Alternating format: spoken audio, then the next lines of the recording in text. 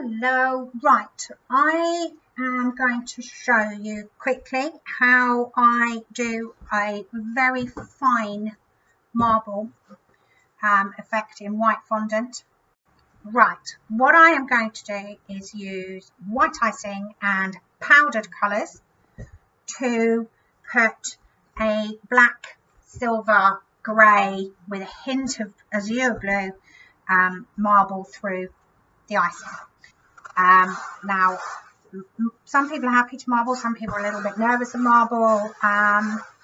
Probably the best advice I can give is don't use too much colour, and also have a little play in your own time. If you've got a bit of icing spare, have a little play. Now, I've stuck my knuckles in this, and there is a bizarre reason for that. You don't have to do it, you can poke your fingers in it, whatever. It's because I like my colour to sit in certain little places. Now, the request for this one is mostly silver with a little black colour through it.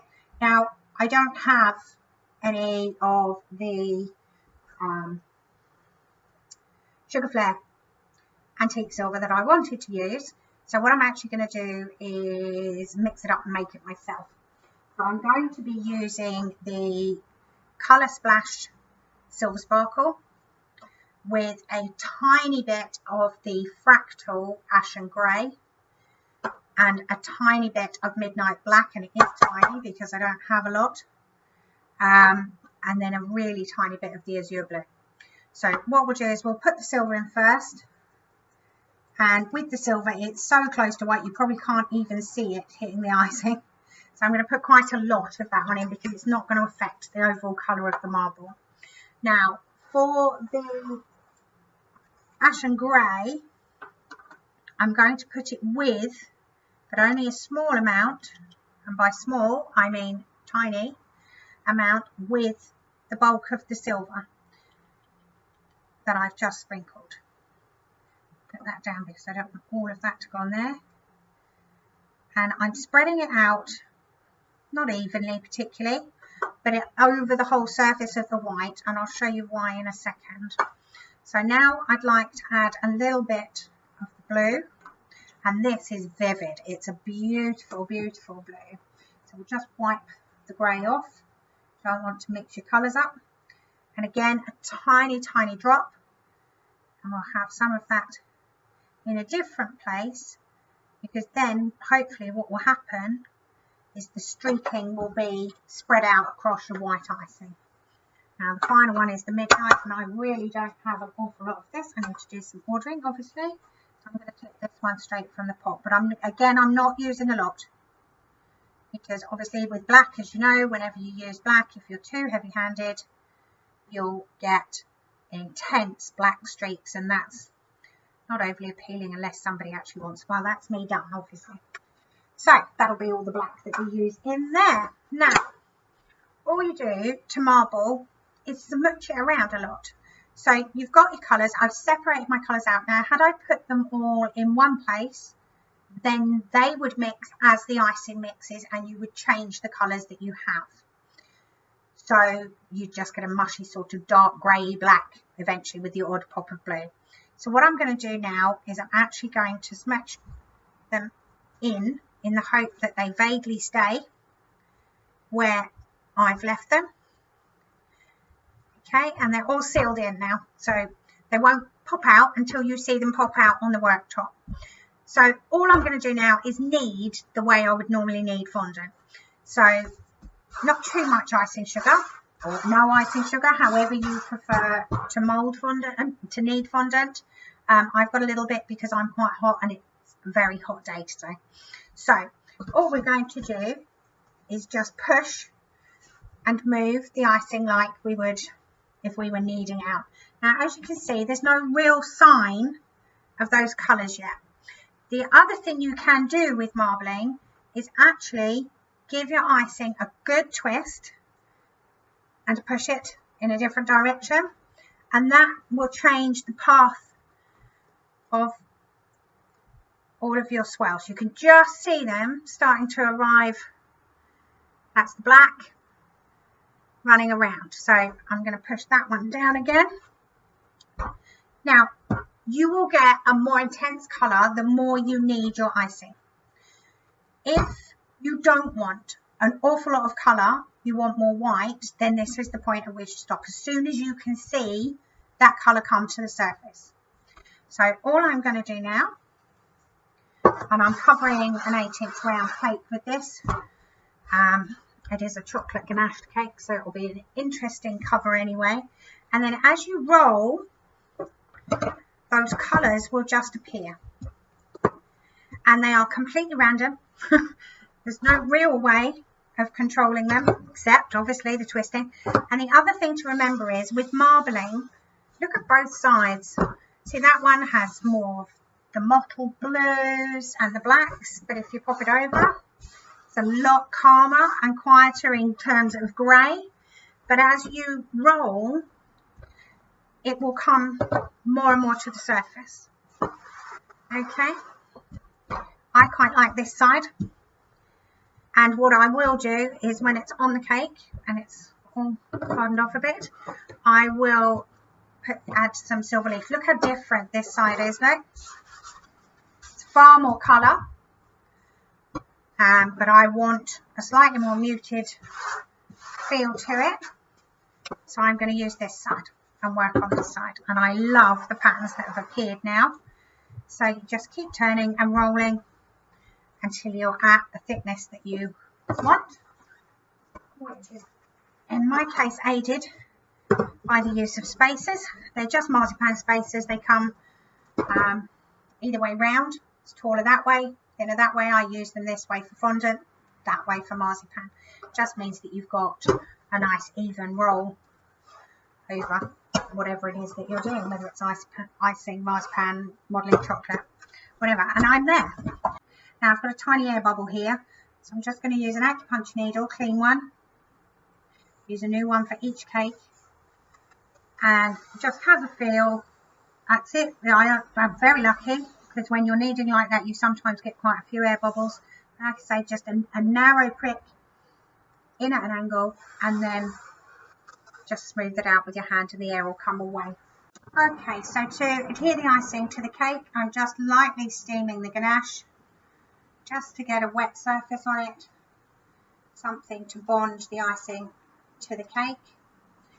It has been refrigerated so it won't melt what's inside, and it takes a couple of minutes. And you can then go on too soggy, and it is a thing that you need sort of to practice really. And I even still, after all the cakes I've made, don't get it exactly right. Okay, so I'll put this out of the way. And all you're going to do is choose which side you want. Again, I'll just show you the other side. See how different that is. Hoping you can see. But as I said, I prefer the other side. It's just that little bit more subtle. Bring that in and place it as I can to where I want it. Now, obviously, in covering the cake, you're going to lose some of your marbling. On the top, make sure there's no air bubbles in the top. And the marble is beautiful. It continues down the sides of the cakes. The pattern continues. That's why I love just that subtle colour. Now, if you wanted to ramp it up, obviously use brighter colours. You can use paste colours. Kiddies cakes, the base layer or the covering layer for kiddies cakes, if you're using primary colours, is really, really nice. And in that case, what I would do is actually mix them, divide my icing up, my white icing up, and mix them to a full colour. But this is a gentleman's cake actually, and it's just a nice masculine colour. Now you'll notice that as I'm covering the cake, I'm working upwards, not downwards. There's a reason for that. We don't want to put a lot of effort on this layer, this corner here, and it will tear. If you keep pulling down, you'll just separate the two. So if you're constantly working up, then you can try and avoid that. It does still happen sometimes. If you work quickly, you don't tend to get the cracking and elephant skin that some people find they get, but that's more down to the amount of icing sugar that you've used or the speed at which you work. I know there are huge debates over which fondant is the best fondant to use, and there are some are good, some are bad, some are absolutely fine and mediocre, but primarily I think it's how you use it rather than the fondant itself. I mean, I have used multiple different fondants, and I can honestly tell you I haven't found the one any better than the other. Even the supermarket fondants I can use quite happily. So it is down to speed, being prepared, having everything you need on your bench ready to go.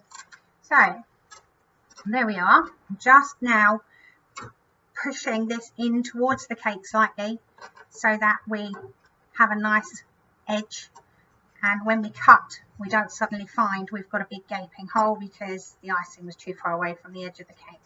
So we're just doing that, smoothing as we go, and then we can trim. A small palette knife, I prefer that to a sharp knife, and I'm going to cut slightly away from the corner of the cake just because I want to make sure that I've got it right into the edges before I do my final cut. So I'm literally just leaving myself 5-10 mil, and once you're done, the other nice thing about having used a palette knife is that if it is sticky where the steam was or the chocolate was, you can actually slide that knife then underneath fashion in the hope that it's useful to you. Okay, now I'm just going to smooth all the way around, making sure that I'm actually applying quite a bit of pressure downwards to ensure a nice flat smooth edge at the base of the cake. Tiny palette knife again, make sure it's clean, and then I'm actually going to place it at 90 degrees so it's touching the cake flat into the bottom, but I'm going to work away. That's the only way I can do it. So you put it in and you keep it flat against the cake. If it comes off, just lift up your knife and start again.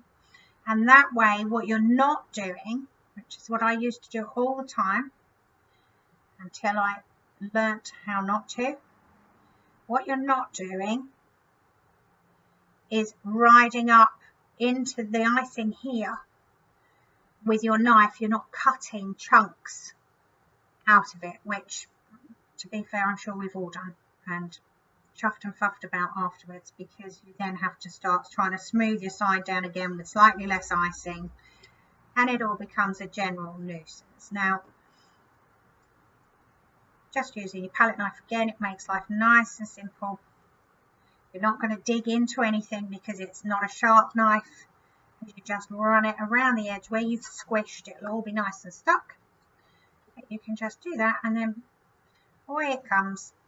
Now, you might notice that I'm working on a black acrylic board.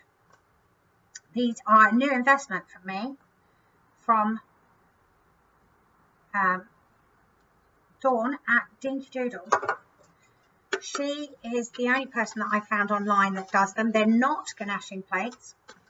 They are acrylic cake boards, and they are fabulous if, like me, you have a shop and you make cakes all day every day and you decorate the boards, because you don't want to be doing this on top of a decorated board because you're digging into the base. And if you don't want to try and decorate the board up to your cake, then it gives you that option of being able to decorate the board, letting the board dry, and then this cake has an 8-inch card underneath it, so it allows me to just slip a palette knife under, lift it from the acrylic board and place it down on my dry board that's pre-decorated. So once you are happy, and I'm quite happy, then that's your cake done. Set it to one side before you start poking it around for some decoration.